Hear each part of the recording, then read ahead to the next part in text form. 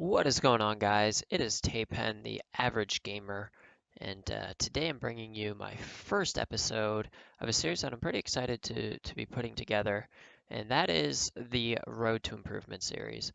So, what kind of inspired um, the approach for this series is you see a lot of these, get better tips and tricks videos, and it's always from, semi-pros or pro players that are just naturally really gifted and very, very good at the game, which is awesome and it's great content to watch. But it's a little bit discouraging for players like myself, where I'm pretty average.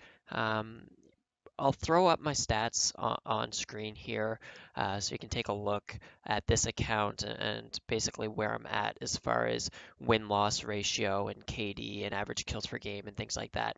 Um, but I would say that it's pretty average stuff. And I thought, it might be pretty interesting to watch someone who's average at the game go through some clips and, kind of track their improvement. It feels a little bit more tangible and it feels a little bit more real and realistic. Um, like I said, some of these pros that we'll all watch, we watch Cypher and he'll do educational commentaries, and while he's very, very insightful and incredibly talented with his approach to the game, he also has incredible reaction time, hand-eye coordination, and things like that. So when you put all of that together, is it realistic to assume that, you watch a couple of his videos and you can hop in game and do the same things? I would say no for the average player. Definitely for someone like myself.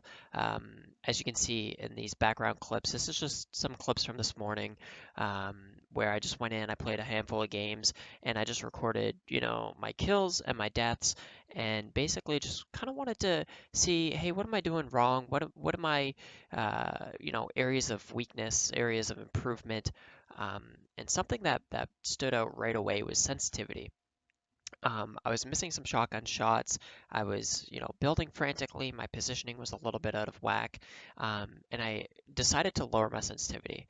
And I believe what you're watching on screen right now is the final game after I lowered my sensitivity a little bit. And I'll throw that up on screen as well, my current sensitivity. Um, I believe it's 800 DPI, 0.15, 0.15, which is pretty high. It's pretty high sensitivity, and the reason for that is I'm coming from console to PC, and the mouse movement is a little bit awkward for me to get used to. Now, more skilled players will play on a lower sensitivity because they're used to using their whole arm to aim.